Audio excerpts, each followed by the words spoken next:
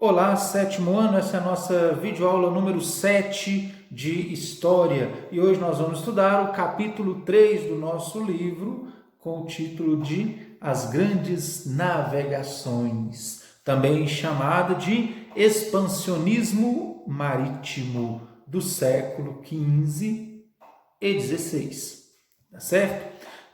Que é quando os reinos europeus se lançam ao mar, né, para poder encontrar novas terras, novas rotas, novos caminhos, tá certo?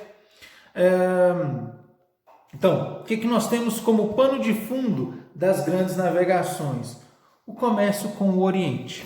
A Europa dependia do Oriente em muitos fatores, mas sobretudo no comércio de especiarias e produtos de luxo. O que eram as especiarias? As especiarias em geral eram temperos, como pimenta, principalmente a pimenta, mas outros temperos que não eram produzidos na Europa, eram trazidos das Índias e eram extremamente necessários para o povo europeu.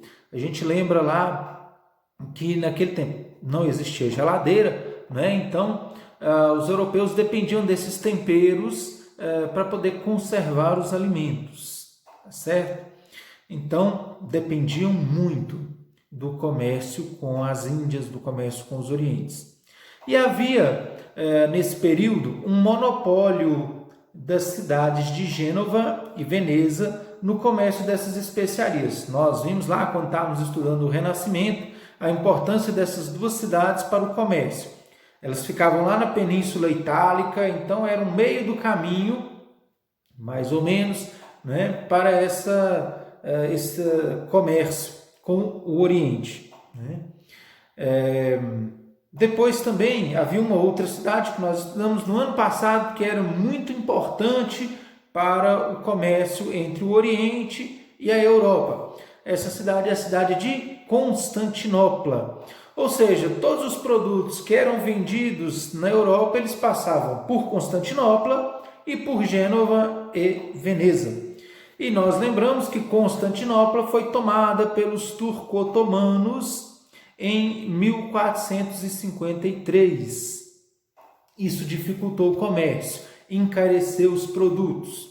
Então o comércio com o Oriente já não era mais tão viável assim, utilizando essa rota chamada rota direta, né, que era a Índia, Constantinopla, Gênova e Veneza para o resto da Europa. Então era necessário buscar novos caminhos, né, para chegar até as Índias.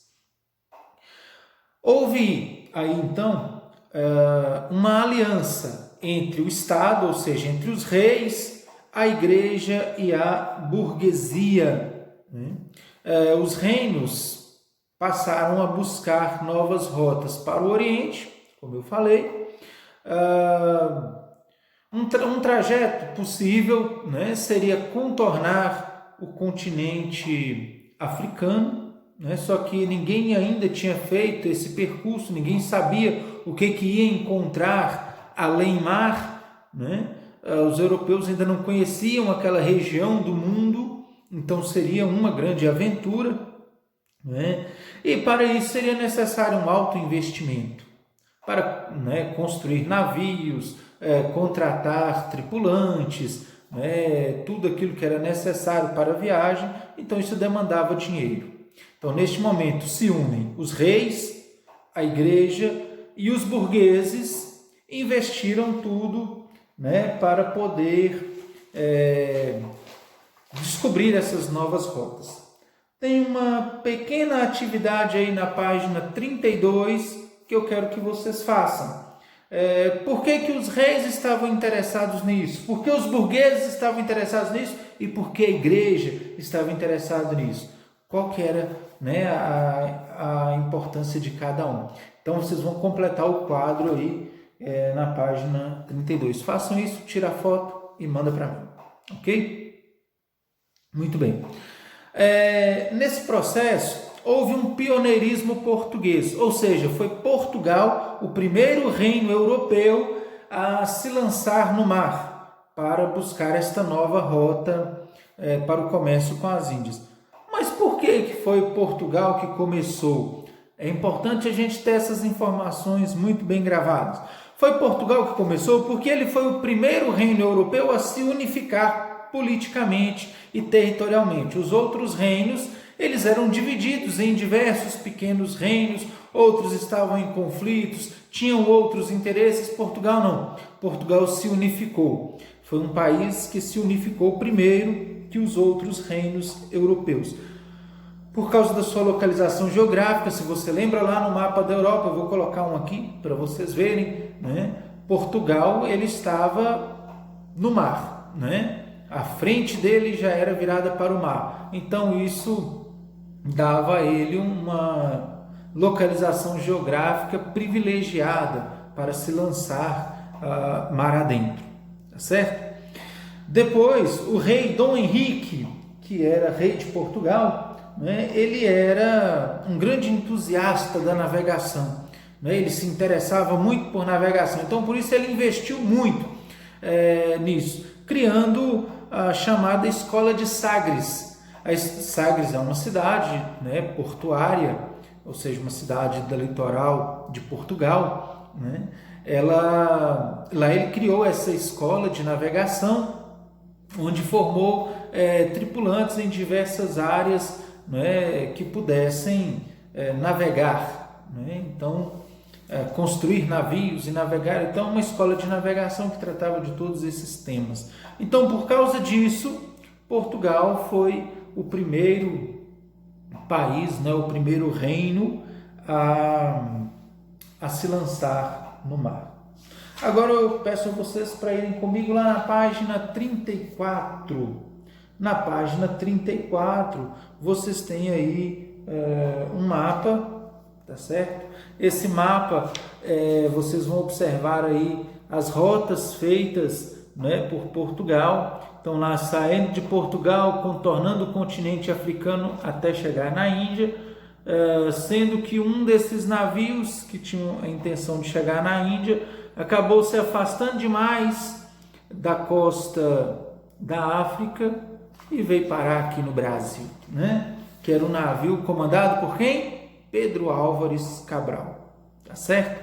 Então, disse, né, nesse momento da história, de que o Brasil foi descoberto por acidente, tá certo? Que um desses navios que tinha destino ir à Índia acabou afastando demais da África e chegando no Brasil, tá certo? Vamos lá, a página 34, né, esse mapa aí vai mostrar para nós como que aconteceram as primeiras viagens. Em 1488, Bartolomeu Dias ele chegou ao chamado Cabo das Tormentas, que era o ponto mais ao sul do continente africano. Vou colocar um mapazinho aqui para vocês verem, né? Bartolomeu Dias chegou lá. Só que lá ventava muito, o mar era muito agitado, ele não tinha suprimentos suficientes para continuar a viagem, ficou com medo e voltou para Portugal. E nisso ele, encontrando com o rei Dom João, deixa eu achar aqui, Dom João II, que era rei de Portugal, ele contou para Portugal: eu cheguei lá no sul da África, extremo no sul da África, mas não deu para passar de jeito nenhum.